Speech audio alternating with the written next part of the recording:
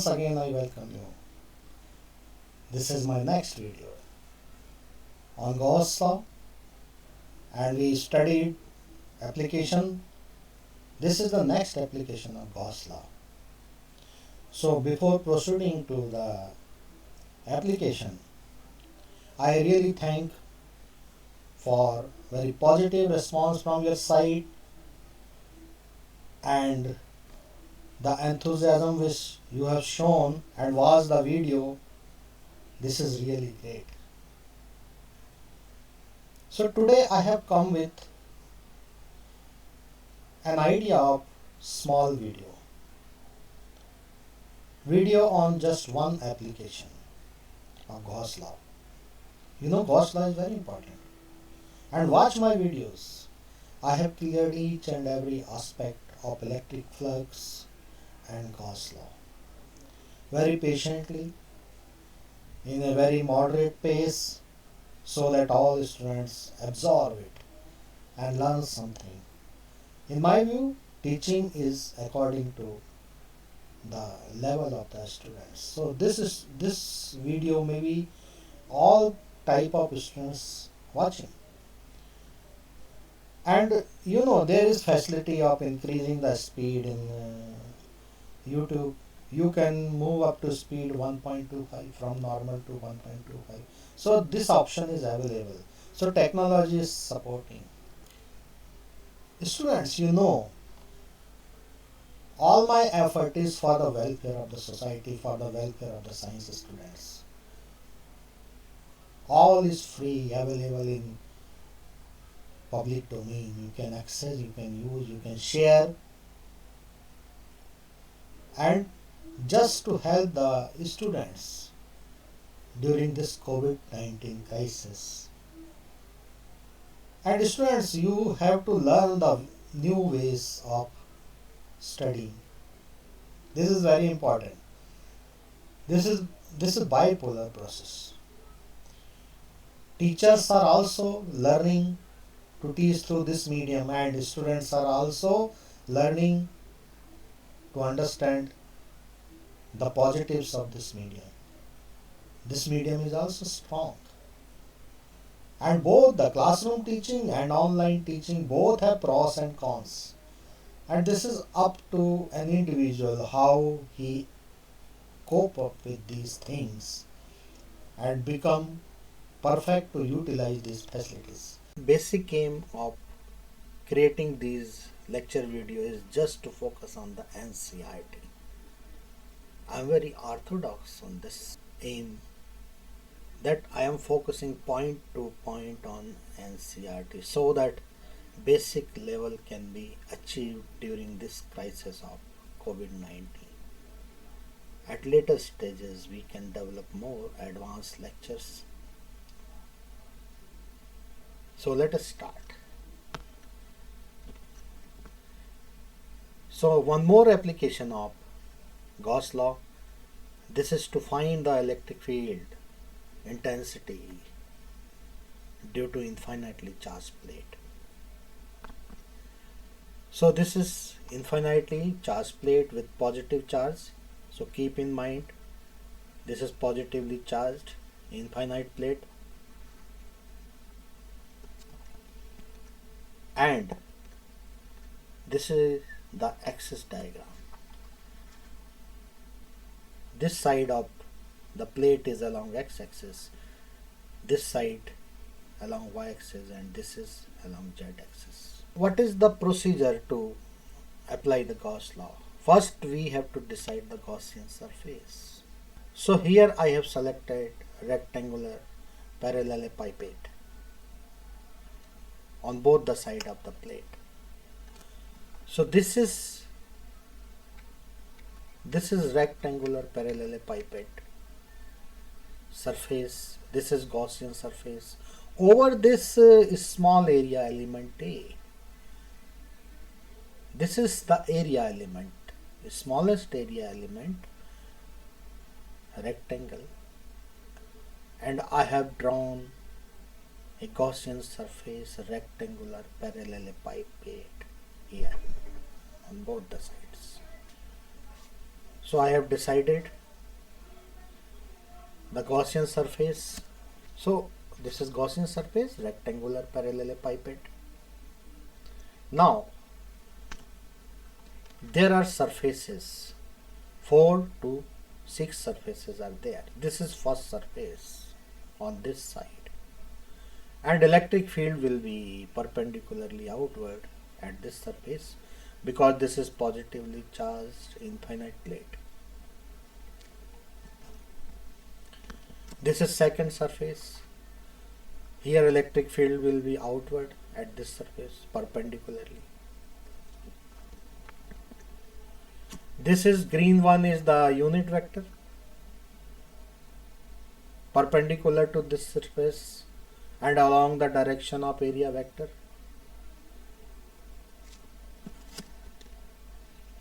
This is n cap. Let us see on another side one. This is unit vector along the area vector perpendicularly outward, perpendicular to this small area element. This is minus n cap. Now third surface, this surface, on this side, this portion of this surface, this surface. So on this surface and on this side, this total surface I have taken surface number 3. Unit vector perpendicularly outward along the area vector. Suppose this is n dash cap. So electric field is outward in this direction, outward to this infinite plate in this direction, and see electric field is perpendicular to the n dash cap, that is perpendicular to the area vector. Clearly watch this situation. I am focusing through cursor and this concentric circles so that you concentrate on the exact point. This is the situation on the left side of the plate. Now what about this side where cursors are? And this is unit vector along the area vector, which we can use to convert area to area vector. And this is along the direction of area vector, and this is perpendicular to this surface. But here again n dash cap is the unit vector, but here electric field is in this direction, the direction in which this arrow has grown. The arrow has electric field is same. Now here again you can think about the angle. Now here see theta is 0. The angle between n cap and n cap is along the direction of area vector. This theta is 0. And here same situation, area vector is along the n cap and n cap or area vector is along the electric field, so theta is 0. What about this third surface? Here theta is 90. And what about here? Theta is 90. Now electric flux will be contributed by all the surfaces. We have analyzed this surface and topmost surface. What about other surfaces? This surface will be same because parallel to this. This surface are parallel to the electric field lines. So here again area vector or unit vector along the area vector will be outward perpendicular to this. So theta will be 90. So here theta will be 90. Here theta will be 90 for all remaining surface. Now only surface number 1 and surface number 2 contribute in constituting the electric flux. Rest surfaces are not contributing. And distance of this surface from this area element is x, and this is extended on this side minus x. So both side the extension has same length. So let us come to the application part to apply the Gauss law. So one point here I would like to clear that this is surface charge density. I have taken this plate positive and sigma is greater than 0. Means surface charge density is greater than 0, that is positive. This plate is positively charged. Next step. What is surface charge density? This is the total charge per unit area. Summation Q oblique A. Summation Q is the total charge on this small area element and A is the area. So sigma is summation Q by A. Now surface density will be same over the infinite plate. So what will be the flux through surface area 1? This is E into A. Normally this should be EA cos theta, but theta is 0. Remember here theta is not 180. You will be thinking that flux is negative on this surface. No, flux is E into A. Because see, angle between E and area vector, or say minus n cap, is 0. What about the flux at surface 2? This is again E into A. Same. Now what will be the net flux by rectangular parallelepiped? Total flux is 2EA. Other surfaces are not contributing. Now what is the total charge enclosed by the surface? Gaussian surface. This rectangular parallelepiped encloses charge, only charge present on this small area element, and which will be summation Q, and summation Q will be sigma into A. So now we have phi, total flux, total charge. So now things are easy. We have to just apply the Gauss law. And Gauss law is phi is equal to Q by epsilon naught, or is equal to summation Q by epsilon naught. So students, let us put the values of phi and summation Q. Value of phi is 2EA. See, we have calculated it. And value of summation Q is sigma into A. Now A and A both gets cancelled, and this is the result. E is equal to sigma by 2 epsilon naught. This is the electric field intensity on points which lie